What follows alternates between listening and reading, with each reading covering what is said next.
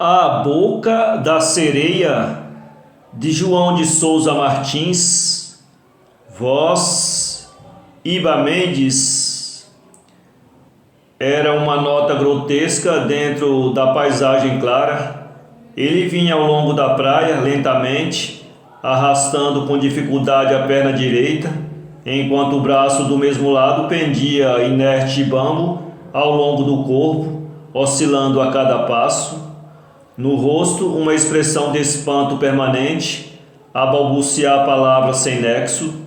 Coberto por calças esfarrapadas, camisa de algodão grosso que outrora fora branca, e chapelão de palha com as abas roídas pelo tempo, carregando na mão válida um pequeno samburá e um bicheiro, fazia na verdade um contraste com o espetáculo sadio e colorido do mar quebrando-se molemente nos recifes da praia, cheia de sol e de barracas alegres. Havia sido uma congestão, explicava o Dr. Castro ante a pergunta condoída de Erna. Aquele homem sempre fora pescador, nascera e criara-se na Barra, quando esse bairro ainda era uma simples fazenda, onde apenas pescadores viviam negociando com os raros veranistas. Depois foram surgindo as construções, o bonde e a luz, o lugar a passar a ser um bairro aristocrático à medida que a cidade crescia. Os pescadores, com as suas cabanas de sapé, iam sendo empurrados mais para adiante, onde os terrenos ainda não valessem tanto. Mas ele nunca se mudara. Ali tinha nascido, ali havia de morrer. A sua choça, na encosta do Morro do Cristo, se conservava fora do alcance da evolução natural do lugar.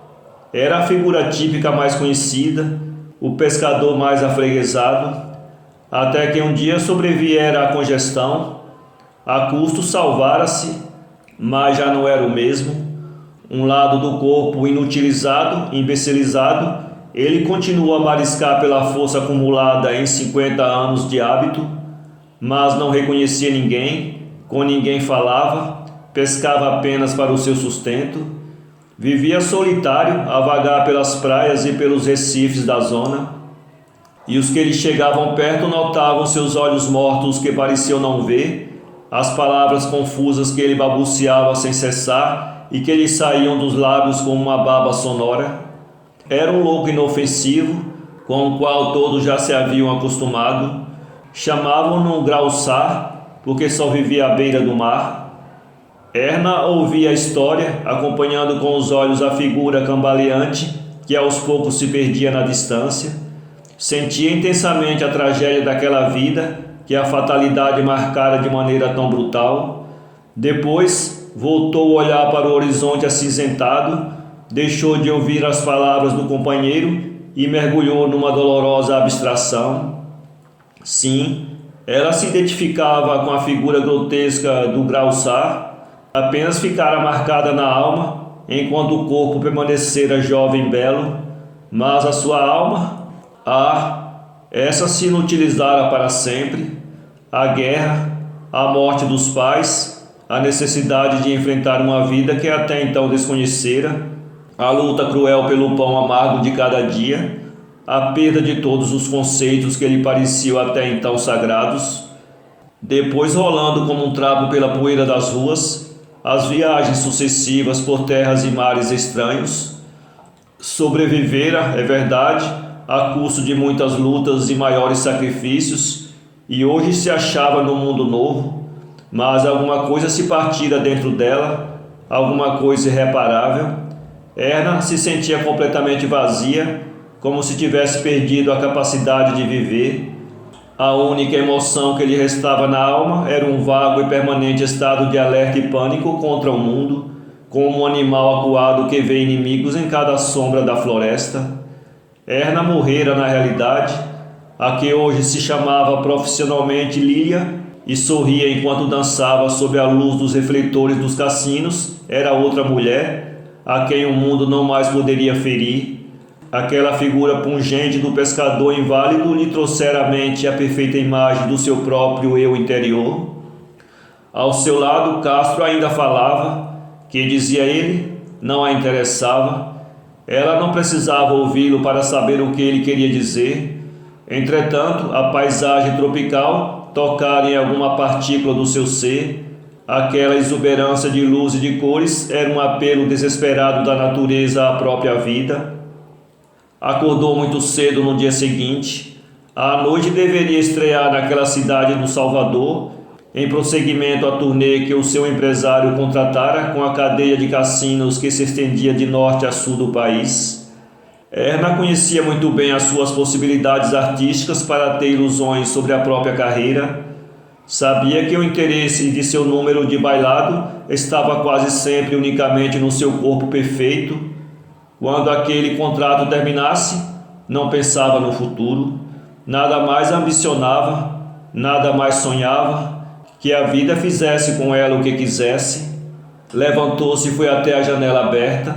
Tudo já se achava claro, embora o sol ainda não houvesse surgido. A praia se estendia inteiramente deserta, os recifes descobertos, o grande farol já se apagara. Erna vestia um leve vestido sobre a pele nua e em pouco estava caminhando descalça sem destino pela areia. O mar invasante formava uma laguna rasa entre os recifes e a praia, uma laguna de águas calmas e claras, onde pequenos peixes coloridos saíam das cavidades das pedras à procura do alimento matinal. Erna sentia-se invadida por uma estranha sensação de paz. Caminhou até o extremo da praia e subiu pelos recifes da ponta de Santo Antônio à sombra do farol centenário. Tudo aquilo era novo para ela. Em cada peça que a maré, refletindo, deixara nos recifes, havia vida. Num certo momento ela estacou, cheia de contentamento e de assombro. Descobrira uma poça muito maior que as outras, uma verdadeira piscina natural. A água verde clara deixava ver nitidamente todos os detalhes do fundo acidentado. Pequenos peixes, uns azuis, outros vermelhos, outros raiados de amarelo e preto, nadavam lentamente. As pedras, sob a água, tinham adquirido uma leve camada de limo, que lhes dava uma aparência de veludo. Nesse instante, os primeiros raios de sol ressaltaram as cores com um morno tom dourado. Erna percebia dentro de si como que um delicioso renascer, uma nova vontade de viver. Veio-lhe um louco desejo de banhar-se, de purificar-se naquela água tão límpida. Olhou para os lados, já vencida. Na sua frente, somente um mar imenso. Muito ao longe, algumas velas brancas de barco que se faziam ao lago, impelidos pela branda viração do norte. Rapidamente, Erna tirou o vestido. O sol, muito suave, iluminou-lhe o corpo durante um breve instante, e ela mergulhou silenciosamente na água fria. Era como um batismo pagão. Algo se refazia ao apelo misterioso daquela natureza moça. Sim, a vida valia a pena ser vivida. O passado não poderia pesar eternamente sobre o seu espírito. Ela queria e haveria de viver novamente. Lutaria contra os fantasmas do passado. Era jovem e era bela. Não poderia deixar-se condenar passivamente pela fatalidade. Era bastante querer olhar em volta de si própria, procurar um novo sentido de vida, construir uma nova existência. Aquele banho, naquela poça perdida entre os recifes de uma praia estranha, de uma terra tão diferente da sua, valeria como um marco para o futuro. Sairia das águas rediviva. Os pequenos peixes, sobressaltados por aquela invasão nos seus domínios, corriam a esconder-se nas locas. Erna boiava, nadava, mergulhava, esquecida de tudo que não fosse aquela maravilhosa sensação de renascimento. Mas era preciso voltar. O sol surgira e alguém poderia aparecer. Ela não se animava a sair, entretanto. Deixava-se afundar de olhos abertos, perscrutando os encantos daquele pequeno mundo submarino. Num desses mergulhos, o seu pé entrou acidentalmente numa cavidade e ela sentiu que alguma coisa o segurava. Quis retirá-lo e não pôde. Tomada de pânico, submergida, debateu-se loucamente sem conseguir soltar-se. O polvo era relativamente pequeno, mas estava bem seguro na sua loca. Ela não sabia sequer o que aprendia. Em poucos segundos, o fôlego lhe faltou. A água invadiu-lhe os pulmões, a luz esverdeada que a cercava foi escurecendo e uma grande paz substituiu o pânico que havia muito dominava o seu espírito. Quando Graçá, mariscando, passou por perto da grande poça permanente, que os pescadores e os habitantes do lugar chamam Boca da Sereia, os seus olhos mortos adquiriram nova vida. Sob a água calma e límpida, um corpo nu e branco de mulher se delineava, os cabelos louros espalhados como uma alga. Transtornado pelo espanto, arrastando a perna inválida pelos recifes de coral, Graçá alcançou a custo a praia, tentando gritar, mas apenas emitindo um balbucio mais forte. Tem uma sereia nas pedras, uma sereia nas pedras. E os que o viam passar afastavam o olhar penalizados.